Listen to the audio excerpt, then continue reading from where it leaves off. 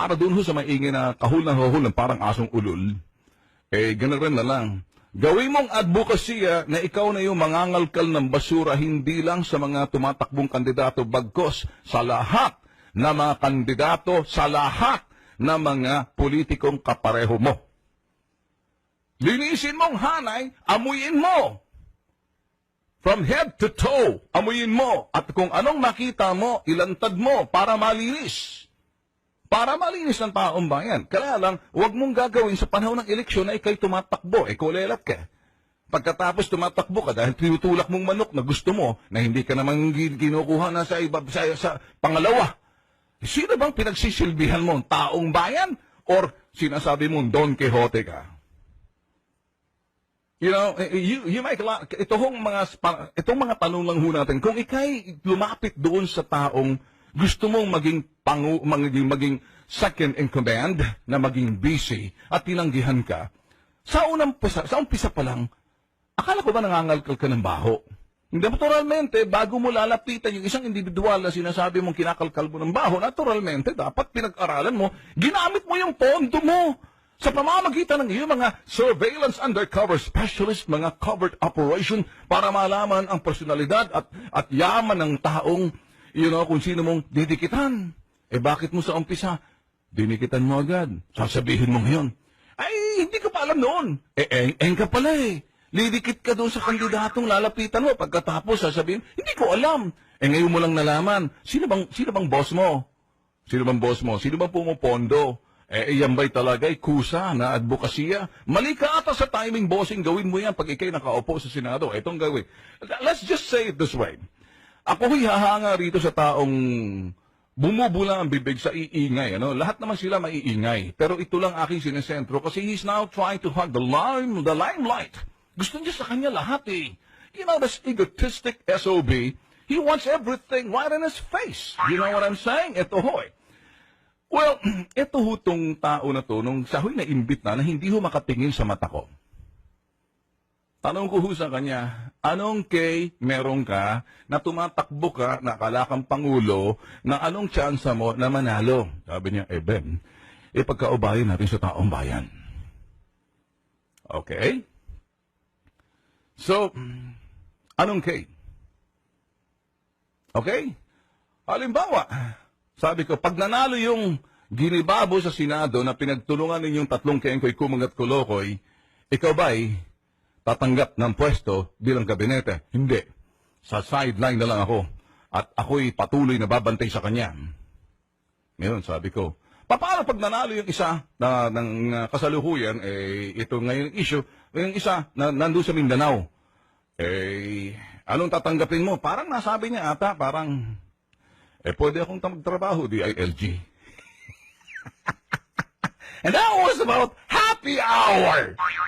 Okay, so ngayon, happy rin naman kami makikinig sa'yo. But I was watching the tape. Every time I asked question about something with this guy, I was trying to grill him. Ginigis ako ho.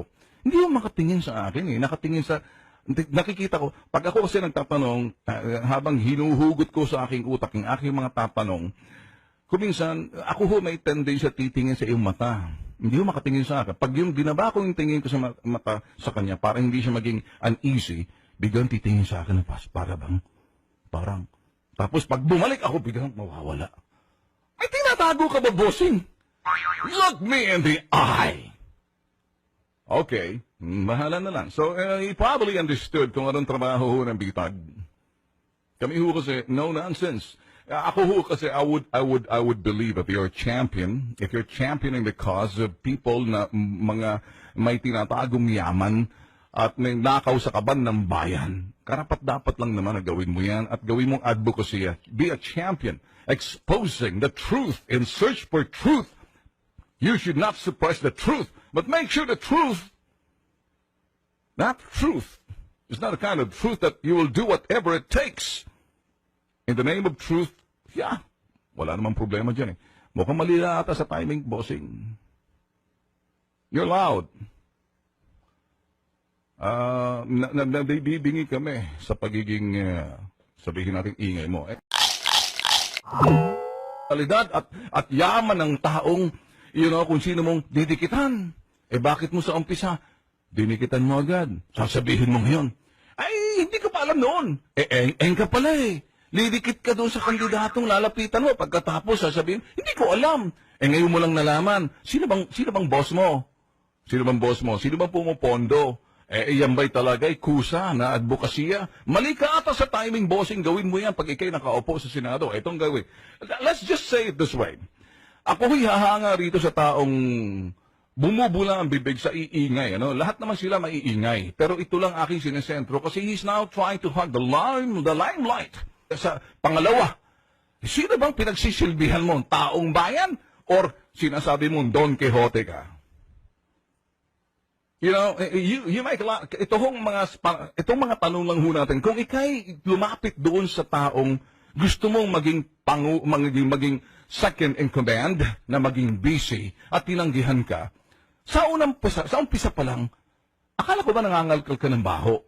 Hindi, naturalmente, bago mo lalapitan yung isang individual na sinasabi mong kinakalkal mo ng baho, naturalmente, dapat pinag-aralan mo, ginamit mo yung pondo mo sa pamamagitan ng iyong mga surveillance undercover specialist, mga covert operation, para malaman ang personal kumangat kolokoy, ikaw ba'y tatanggap ng pwesto bilang kabinete? Hindi.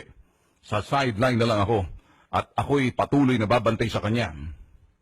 Ngayon, sabi ko, paano pag nanalo yung isa ng kasalukuyan, ito ngayon issue, yung isa na nandun sa Mindanao, anong tatanggapin mo? Parang nasabi niya ata, parang, pwede akong magtrabaho, DILG. And that was about happy hour.